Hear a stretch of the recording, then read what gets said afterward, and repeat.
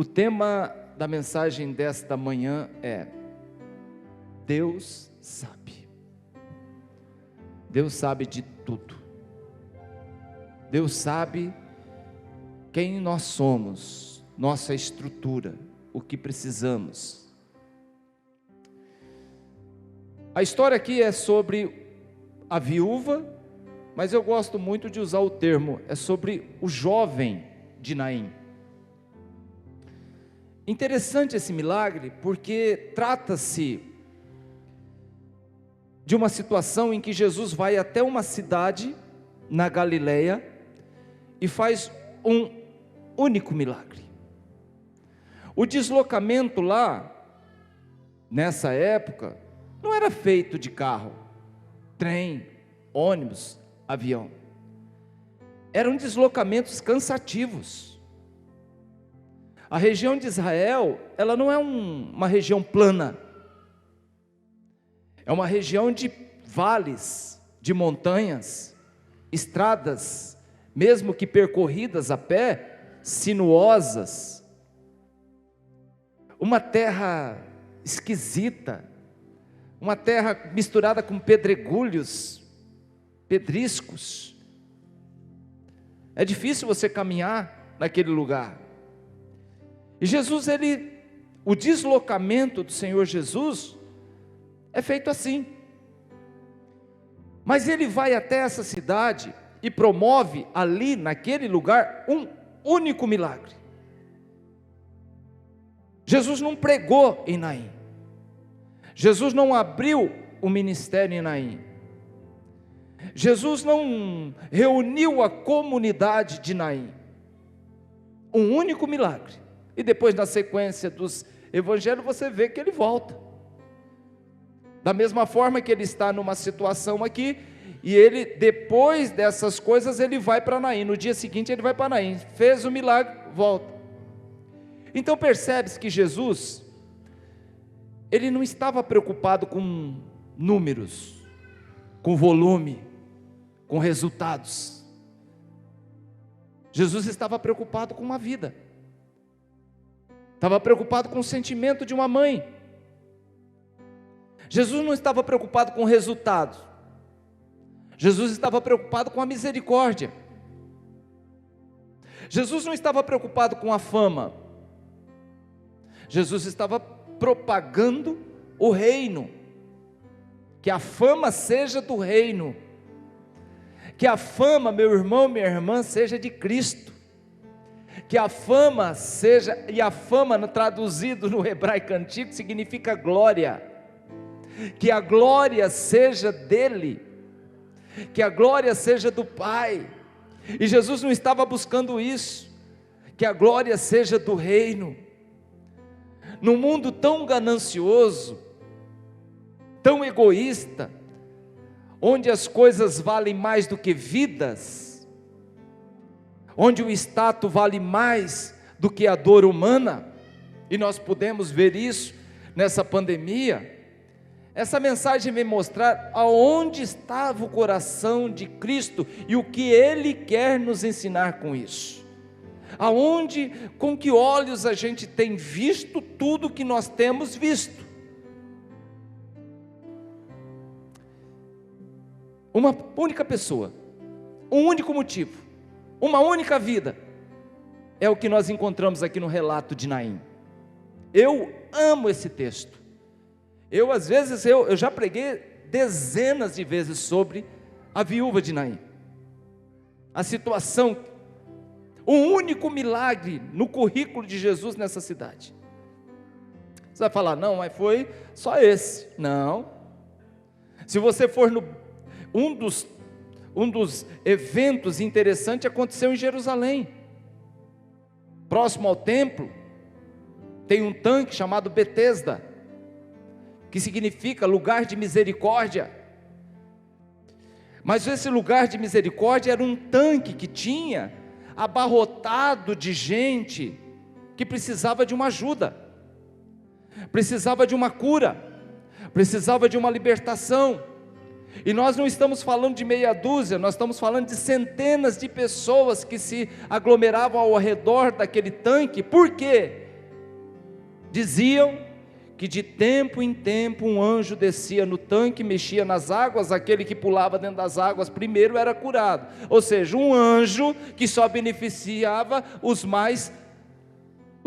que tinham mais condição, porque um aleijado nunca vai ter condição de levantar e correr e pular dentro do tanque. Então beneficiava aqueles que tinham, comorbidades, que eram capazes de saltar primeiro no tanque. Jesus atravessa todo aquele tanque, pedindo licença ali para centenas de pessoas, e vai e cura um homem, um único, e volta. Se você é familiarizado com a palavra do Senhor, você também vai lembrar de uma outra situação. Uma única vida em Naim, uma única vida, uma única pessoa em Betesda, uma única vida em Gadara. Uma noite turbulenta, uma noite de chuva, de frio, tempestade, o barco vai afundar, e vai acontecer, e isso, aquilo, tal, consegue chegar em Gadara, para libertar uma vida, e volta. Uma única vida na divisa de Israel, para com Tiro e Sidom, já fora das cercas de Israel. Uma mulher, ela clama: Senhor, tem misericórdia, minha filha está terrivelmente possessa. E ele diz: olha, o Filho do Homem não veio, não é bom dar do pão dos filhos para os cachorrinhos. Mas ela fala: Senhor, mas os pequenos cachorrinhos, bichinhos também comem debaixo, aquele que está debaixo da mesa dos seus donos. E Jesus vai lá e cura a filha daquela mulher. Um único milagre em Tiro e Sidom. Assim, meu irmão, e eu penso exatamente isso, quando eu estava trabalhando, estudando esse texto.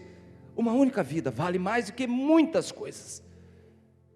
Deve ser o coração de um verdadeiro cristão, um coração parecido com o coração de Jesus Cristo, que não está preocupado com números, está preocupado com vidas. O resultado dos números não depende da gente, é com Deus.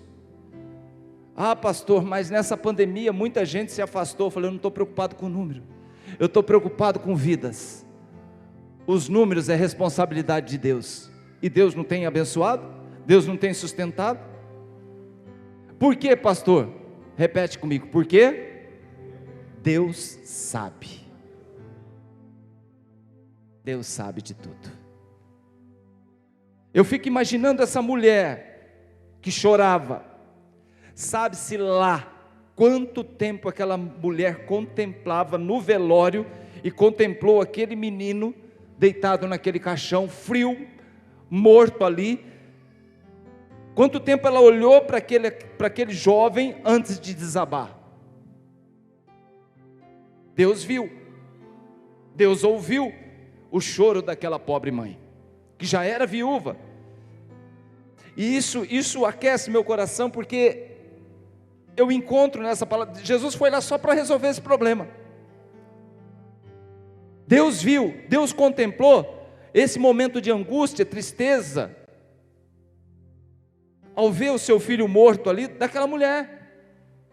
Isso me anima, porque Deus vê, meu irmão, Deus conhece, Deus sabe os momentos que a gente passa, as lutas que a gente passa, que muitas vezes a igreja não sabe, a igreja não vê, a igreja não acompanha, nem um pastor, mas Deus está acompanhando esse processo na sua vida.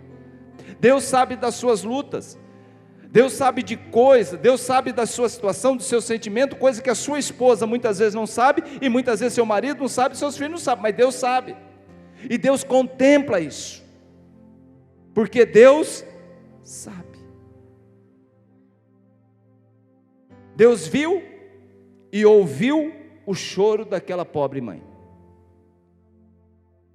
Talvez ela nem tenha orado, talvez ela nem conhecia Jesus, o Filho de Deus, mas Deus sabe. Isso leva para mim uma história que eu já contei aqui, eu acho muito interessante. Ela talvez não conhecia Jesus, mas Jesus a conhecia. Olha que interessante. Um senhor idoso que visitava sua esposa todos os sábados na clínica de repouso, onde ela estava internada com mal de Alzheimer. Todo sábado estava ele lá, todo sábado, na recepção, vestido, terno bem alinhado, sapatos lustrados, cabelos brancos bem penteados, com zelo, perfumado, segurando um lindo buquê de flores vermelhas e brancas. Sua mulher não o reconhecia, tratava ele como uma pessoa comum. Ele mantinha um sorriso no seu semblante e o semblante animador de alguém que ele amava. Sua esposa não reconhecia, não falava, se mantinha calada todo o tempo que ele ficava naquele lugar. As cuidadoras ficavam consternadas pelo fato dele ser tão dedicado, tão amoroso, com alguém que não se importava. O chefe da enfermaria, a chefe da enfermaria, um dia chamou ele e disse: por que o senhor insiste em vir todo sábado, trazer flores e ficar com ela todo esse período de visita? Ela não te reconhece.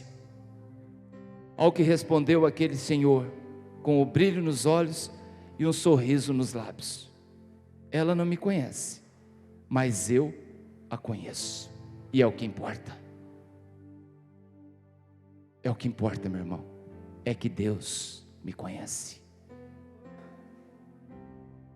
O resto, se a minha família, se o meu patrão, não importa, Deus me conhece. Você pode bater no peito e dizer: Deus sabe. Deus sabe. Voltando lá para o tanque de Betesda, quantos anos aquele homem era paralítico? 38 anos. Ou seja, o tempo que aquele homem era paralítico era muito mais tempo do que o tempo de vida de Jesus na terra. Ou seja, Jesus, antes de descer do céu e vir para a terra como homem, ele já sabia o que ele deveria fazer na vida daquele homem. Jesus já sabia quem ele iria visitar no Betesda, porque Jesus já o conhecia. É aquela conversa, né? Pai, eu estou indo, e quando chegar lá, eu vou visitar aquele homem que está em Betesda. Assim, meu irmão, é comigo e com você.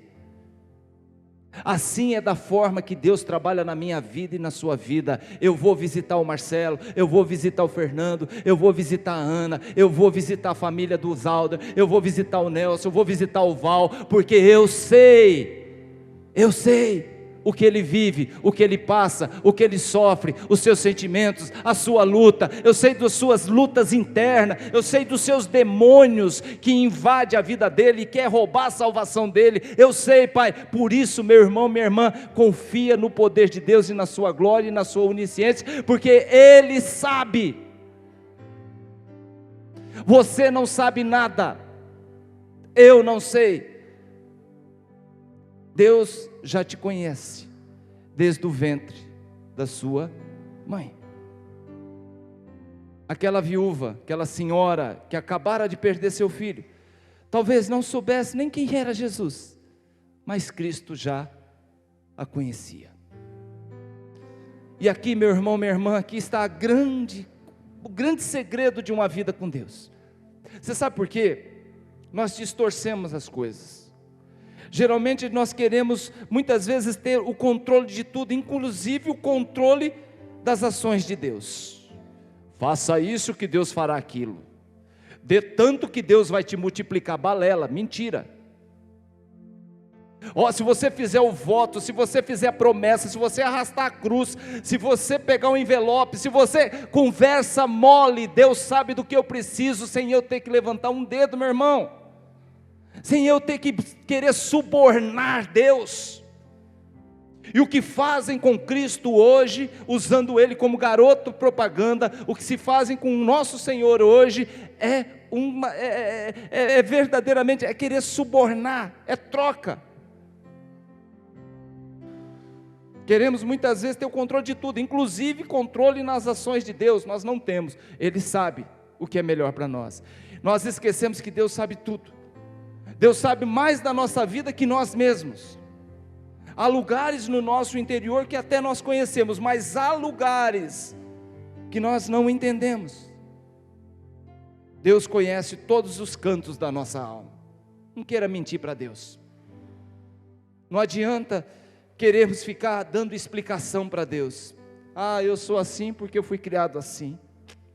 Isso é besteira. Meu pai era assim, então eu me tornei isso que eu sou hoje. Balela. Conversa, meu irmão. Dá para a gente se formatar a forma de Cristo. Dá para a gente mudar. Não adianta a gente querer ficar dando explicação sobre nós para Deus, uma vez que Ele nos conhece do avesso. As pessoas te conhecem por fora. As pessoas estão vendo esse blazer por fora. É o que você quer mostrar. Mas foi Deus quem fez. Ele sabe como que é aqui dentro. Ele te conhece por dentro. Quem está entendendo, diga amém.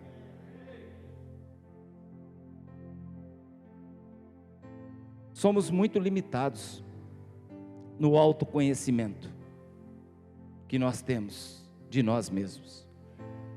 Mas Deus nos conhece de fato. Muitas vezes, quando as coisas não vão bem em nossa vida, nós achamos isso, nós começamos a ponderar aquilo. Isso aí eu conjecturando, eu acho que é por isso, eu acho que Deus está pesando a mão. Na verdade, meu irmão, a gente não sabe nada quando o assunto é o soberano. O grande erro da religião foi exatamente querer interpretar Deus. Tem uma música que a gente canta aqui que eu acho ela tremenda, maravilhosa. Ninguém explica Deus, nem você, Zé, nem a igreja tal, nem a religião X, Y, ninguém consegue. E o grande problema da religião foi esse. E sabe o que aconteceu? Errou todas as vezes. Jesus tratava o pecador com amor, com carinho, com respeito. E como que ele tratava a religião? Como que ele tratava os fariseus? Raça de víbora. Vocês não prestam, porque vocês fazem uma interpretação equivocada de quem é Deus. Cuidado, meu irmão, quando você se esconde atrás da batina da religião, da túnica da religião, e tenta apontar o dedo para esse ou para aquele. Você não sabe nada. Quem sabe é Deus. Quem sabe é Deus. A religião tentou trazer Deus para suas convicções, para suas tradições. Se você não fizer isso, se você não fizer aquilo, olha, Deus vai pôr a mão, porque aqui na igreja nós temos essa doutrina: se você pisar na bola, Deus te castiga, te manda para o inferno. Então quer dizer, tentou fazer o quê? Trazer Deus, o senhor é gente boa, tal, se enquadra a nossa doutrina, aleluia, se enquadra ao nosso sistema.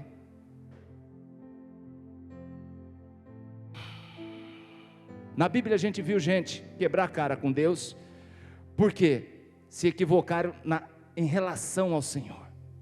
Abraão tentou interpretar Deus, não conseguiu. Moisés tentou interpretar Deus, não conseguiu. Davi talvez tenha sido aquele que se aproximou mais da interpretação de quem é Deus, através dos salmos, através das declarações, mas no final se naufragou. O único que interpretou Deus e acertou foi o próprio Deus encarnado através de Jesus Cristo, aleluia. Você sabe por quê? Deus sabe. Jesus, ele se desloca até Naim, sem que ninguém tivesse chamado, pedido, convidado. Por que ele vai até Naim? Porque ele sabia exatamente o que fazer naquele lugar. Jesus sabia a dor que aquela mãe estava sentindo. E a palavra, meu irmão, que diz lá no Salmo 139, diz que a palavra ainda nem chegou na boca. Deus já sabe daquilo que a gente precisa. Antes que a palavra chegasse à boca, Ele já havia interpretado o nosso coração. Ele interpreta a minha lágrima, a sua lágrima, o meu choro. os nossos pensamentos. Jesus, Ele sabe. Ele sabe. Nós temos dificuldade de se aproximar de Deus, muitas vezes porque nós seguimos um caminho próprio, sem se importar com a opinião dEle, com a vontade deles. Nós procuramos Deus quando nós nos perdemos, e com isso nós também perdemos uma oportunidade muito linda de andar com Ele, né? Por que a gente procura Deus muitas vezes? Eu preciso orar agora, porque a casa caiu, o problema chegou. Querido, você já perdeu um tempo maravilhoso de andar com Ele. Jesus vai até Naim, é seguido por uma multidão. A multidão não sabe por que ele está indo, não sabe por que do deslocamento de Jesus até aquela cidade, mas Jesus sabe da sua missão, Jesus sabe do seu propósito, tanto é que ele vai, ressuscita o menino e volta. Você sabe por quê, meu irmão? É no tempo dele. Lázaro, no tempo dele. Vamos falar agora do tempo dele. Tem gente aí ansioso porque as coisas não acontecem. É no tempo dele, irmão. Deus está falando para você que está assistindo, Deus está falando para quem está aqui dentro da igreja hoje. É no tempo dele, porque Ele sabe. Jesus estava fora quando Lázaro morreu, e ali ele ficou mais 2 dias. Chega o momento em que ele sabe a hora de voltar, a hora de socorrer. Para a família de Lázaro, Jesus estava chegando tarde, mas para Cristo ele estava chegando no momento certo. Jesus, ao ressuscitar Lázaro depois de 4 dias, não é que ele estava consertando um atraso, não é porque ele estava, agora eu vou ter que fazer um bem bolado aqui, celestial, ressuscitar o cara porque eu me atrasei na viagem. Não, ele ficou mais 2 dias porque ele sabe a hora certa de socorrer, de abençoar, de visitar. Então não fique você achando, vai perder tudo, vai lascar tudo, vai cair, agora não tem jeito, vai dar problema, porque Deus não me socorreu. Ele sabe. Até nesse momento, Cristo, com Lázaro, Cristo provou que a hora dele é a hora perfeita. Aqui ele provou que ele não tarda e ele não falha, que ele vem no tempo certo. Em Naim, ele chegou antes do corpo ser sepultado. Em Betânia, ele chegou 4 dias depois do sepultamento. Na casa de Jairo, ele chegou no momento que a menina morreu. Não existe, meu irmão, esse negócio. Não existe. Em todos os casos, houve ressurreição, porque não existe o controle de tempo quando o assunto é Jesus. Então não chora. Não chora antes de ver o milagre, não. Confia nele, porque ele sabe. Jesus chega e conforta aquela mãe e diz: olha filha, não chora. Que Jesus insensível é esse? A mulher perdeu seu único filho, já é viúva, não tem mais ninguém dentro de casa, ela está chorando, ela pode chorar e ela deve chorar sim, porque o filho dela está no caixão, e o Jesus, me aparece o Jesus insensível agora, né? E diz para ela, fala assim: filha, não chora. Como dizer uma mãe não chorar quando ela vê seu único filho dentro de um caixão, gente? Eu já fiz muitos velórios, conhecidos como cultos fúnebres, muitos. Seria eu estar lá, muitas vezes o defunto está lá, o caixão está lá do lado lá, e o pessoal está chorando, eu falo: gente, pode parar de chorar, hein? Não vim aqui para ver vocês chorar não, dá licença. Já fiz, né? Culto fúnebre de criança, de jovens, adolescentes, de pais, mãe, esposo, esposa. Já pensou você chegar para um pai e falar: não chora por ela? Espera aí, pregador sem noção. Mas Jesus ali, ele estava dizendo: eu vim aqui para acalmar o seu coração. Jesus queria que ela desviasse o seu coração da dor para a esperança. E o que Deus hoje quer falar aqui nessa manhã para você, meu irmão, é desviar o seu coração da dor para a esperança que há em Cristo Jesus. Milagres acontecem. Jesus promove milagres ainda no seio da igreja, na vida das pessoas. Você precisa confiar, acreditar e mudar, transformar, desviar o seu coração da dor para a esperança que Deus sabe. 2 frases Jesus pronunciou em Naim. Uma para a mãe: não chores. Para o menino: levanta, moço. Um dos grandes desafios dos crentes hoje é exatamente esse: desviar o seu coração da dor e entregar a esperança que há em Cristo Jesus. Nome disso, meu irmão, traduzindo: fé. Desviar da dor para a esperança, fé. Um olhar otimista para Deus. Nós temos que olhar para Deus, para o reino, com um olhar otimista, crendo que Ele sabe de tudo, que Ele pode mudar a situação, mesmo que pareça irreversível. Jesus pode mudar o cenário de dor para um cenário de alegria, de júbilo, de esperança. Talvez a esperança daquela mulher havia naufragado quando os médicos disseram para ela: aqui, mãe, sem chance, seu filho vai morrer, não tem jeito, é mais algumas horas nós vamos perdê-lo. Talvez ela tenha pensado: como será a minha vida daqui para frente sem meu único filho? Talvez ela tenha sentido abandonada por Deus, porque ela já perdeu seu esposo, e agora ela perde seu único filho. Talvez ela tenha pensado que Deus a abandonou. Você alguma vez já pensou assim? Senhor, onde o Senhor está? Estou sozinho aqui, o Senhor me abandonou? Olha o que está acontecendo, uma bagunça que virou. Olha o que está virando isso aqui. Talvez ela tenha pensado, mas de repente nós vemos Deus. Isso aqui eu acho lindo, gente. Eu gosto de ir lá. Eu gosto de ir lá na Galileia, pertinho de Naim, e ver Ele caminhando. Ver o Filho de Deus caminhando pelas estradas poeirentas da Palestina. Naquela situação geográfica que eu falei para você, que lá é tudo complicado, principalmente naquela época, caminhando com ali, né, naquelas estradas difíceis, naqueles campos difíceis, para chegar lá em Naim, para dizer para aquela mulher que mesmo que pareça tudo perdido, filha, Deus pode mudar tudo, conforme Ele quer. Deus é capaz de ressuscitar, Deus é capaz de restaurar. Eu lembro de uma história que está no 2º livro de Reis, conta a história do profeta Eliseu, e conta a vida de uma mulher conhecida como Sunamita.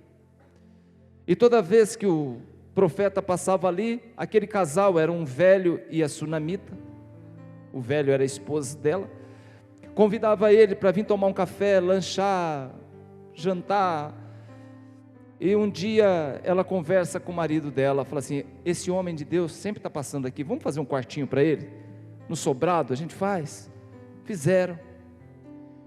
E aí um dia Eliseu chega lá, tem um quarto, acomodações, uma escrivaninha, um candeeiro, tudo bom, a cama.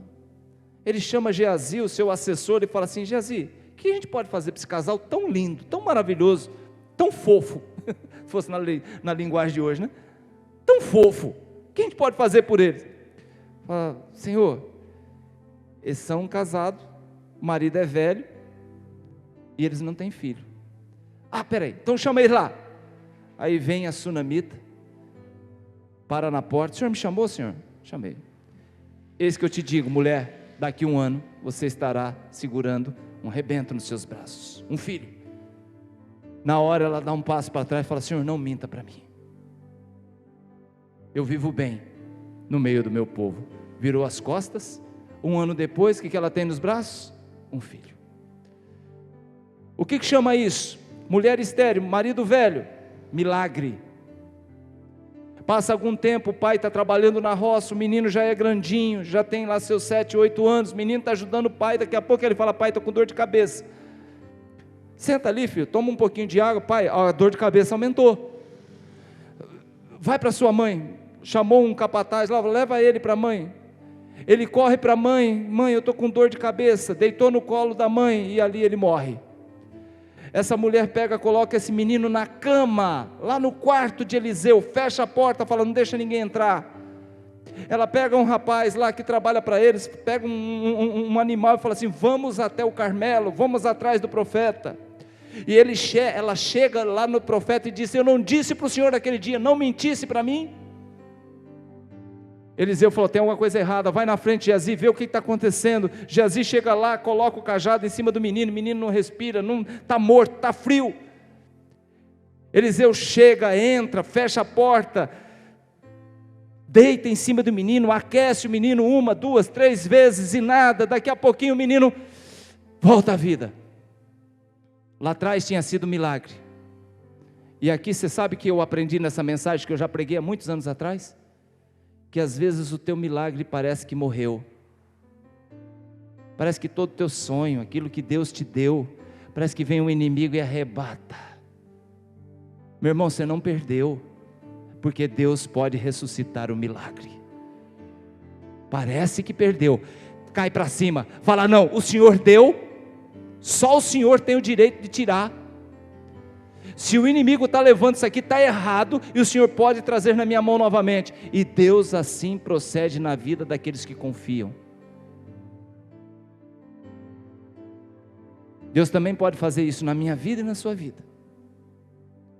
Um filho tão esperado, de repente correndo risco de vida. Nós temos aqui crianças. Uma filha, talvez está passando por um problema de saúde, sofreu um acidente, mas é um filho esperado, é um filho amado, e de repente está às portas da morte. Opa, peraí, deixa eu falar com quem tem o controle de tudo. Não é o médico, não é o médico, pastor, é Deus. Todas as vezes que eu passo por algum tipo de situação assim, eu lembro desse milagre, porque Deus pode ressuscitar o milagre. Luiz Fernando era pequenininho, tinha 1 ano e pouco. Esse menino começa a ter dor de cabeça, dói. Levamos no médico, e médico nada e tal, e dá remédio nada e tal. Daqui a pouco veio um especialista, o nome dele é Ricardo Ribas, se não me engano. Ele veio, chegou para mim e falou assim: ele tem sintomas aparentes de estar com meningite. Se o senhor me permitir, os exames não estão provando nada, mas eu queria tirar um líquido da cabeça dele, vai doer. O que o senhor acha? Eu falei, vamos arriscar, pode ser que não seja nada, pode ser que seja uma outra coisa. Eu falei: esse menino era um filho esperado, de repente correndo risco de vida, coloquei nas mãos do Senhor, o Senhor acalmou meu coração e da Rosana, falou: pode. Foram lá, eu ouvia os gritos da criança com aquela agulha enorme entrando na medula para tirar o líquido miniótico, e de repente sai a junta médica de dentro do quarto, levando o exame lá para o hospital, para o laboratório, e olha para a gente e balança a cabeça. É meningite, porque o líquido não está cristalino, o líquido está turvo. Começa o tratamento, 15 dias para ficar no hospital. Segundo dia, esse moleque já estava no colo de tudo quanto é enfermeiro, fazendo a maior bagunça dentro do hospital. O médico chegou para mim e falou: leva essa criança para casa que ele já está curado. Deus é bom, Deus sabe, Deus ressuscita, Deus traz de volta. Satanás não leva quando Deus te deu.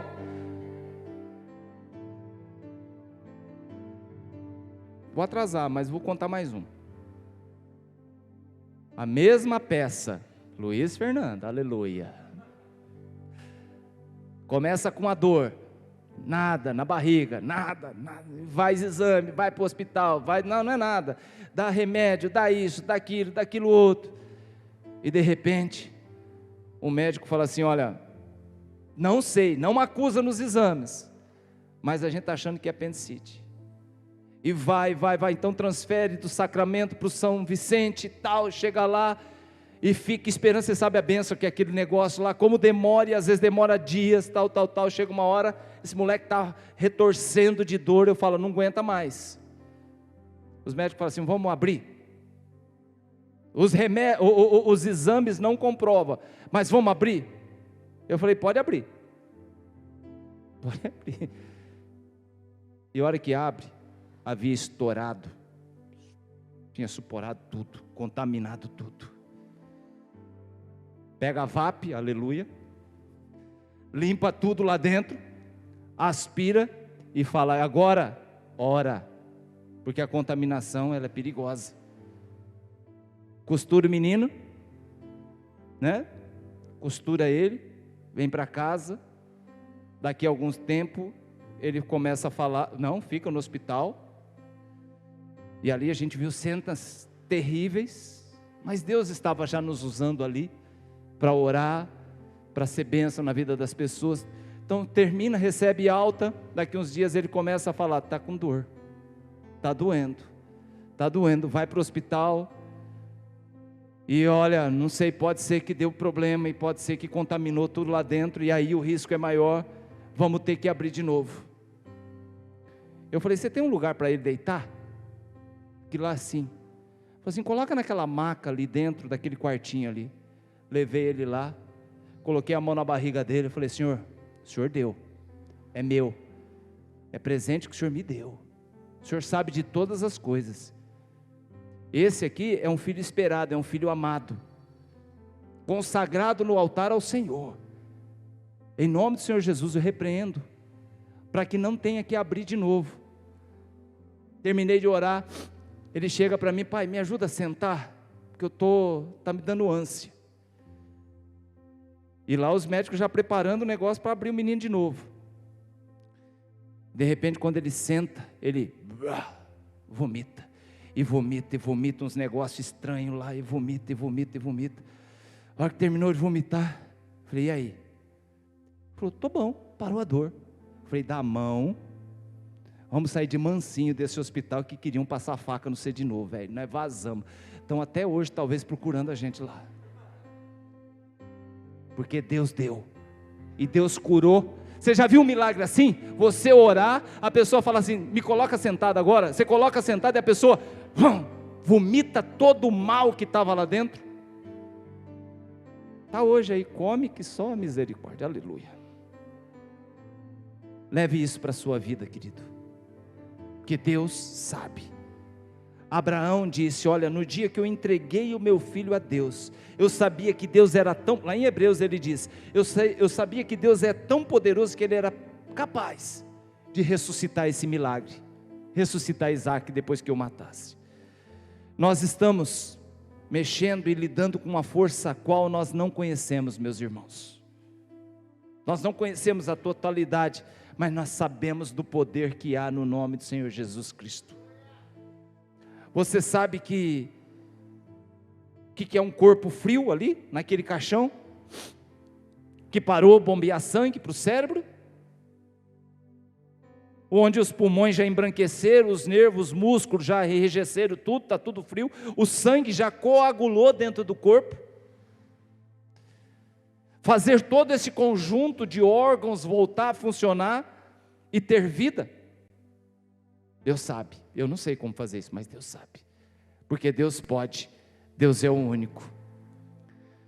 Aquele jovem morto, eu tenho certeza que depois que ele ressuscitou, a vida dele nunca mais foi a mesma, foi uma vida diferente. Depois que ele foi tocado por Jesus, ele viveu novamente, porém daqui para frente, e eu quero encerrar a mensagem, trazendo essa condição para você. Ele viveu novamente, porém daqui para frente diferente.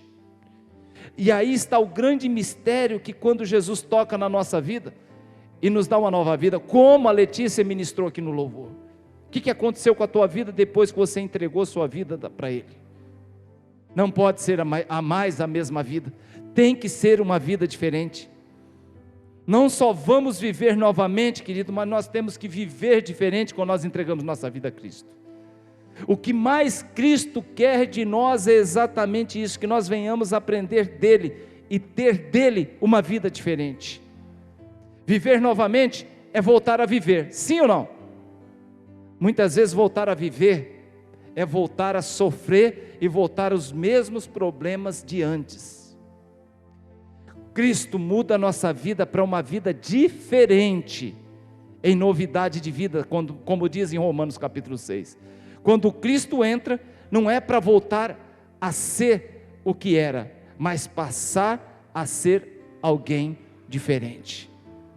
As pessoas contam testemunho, não, porque o inimigo levou, mas ele teve que devolver tudo. Tem até uma música que a gente canta que restitui e por aí vai.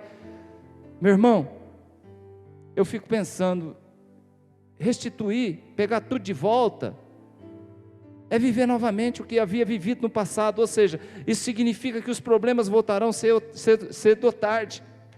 Eu sempre digo que eu não quero que Deus me restitua nada daquilo que faz parte do meu passado.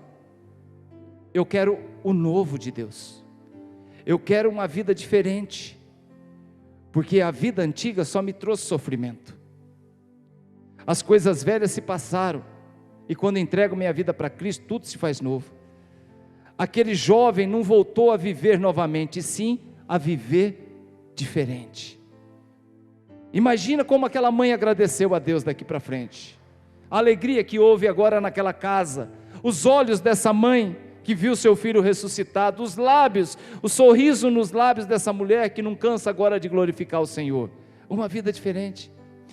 Aprenda uma coisa: viver de novo é diferente de viver o novo. Amém, amados? Viver de novo é diferente de viver o novo. O novo de Deus está te esperando. O mês de agosto, para mim, é um mês muito especial, porque há 20 anos atrás, que é o mês que nós vamos entrar agora, é um mês muito especial. Eu estava falando isso com a Rosana ontem. É o mês que eu entreguei minha vida a Cristo. Há 20 anos atrás, lá atrás. E quando eu entreguei, eu falei, eu não quero outra paz que não seja a paz de Cristo para mim viver diferente. O que aconteceu? 3 meses, li a Bíblia inteira. 6º mês, eu estava me engajando num seminário teológico.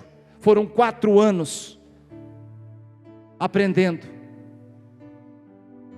Foi no mesmo ano que eu mudei de trabalho, mesmo mês, mudei de trabalho, saí do corporativo, fui ter o meu próprio negócio. E por aí vai, muitas coisas, não adianta eu falar, eu quero mudar de vida, eu continuo no mesmo mundinho que eu vivia. Não podemos sair dessa estação que nós estamos vivendo hoje, esperando que as coisas voltem ao normal de novo. Não vai voltar.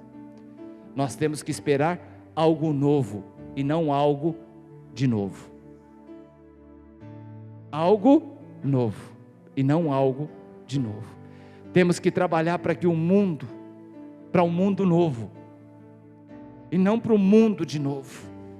Temos que nos esforçar para tempos diferentes. Diferente no comportamento, diferente na fé, diferente nas convicções, diferente no amor ao próximo, diferente na esperança de salvação, muito diferente dos tempos antigos. Temos que sair da mesmice, ficar esperando restituição disso, daquilo. Para com isso, crie algo novo. Que Deus nos ajude para sermos diferentes, porque Deus sabe. Se coloque em pé.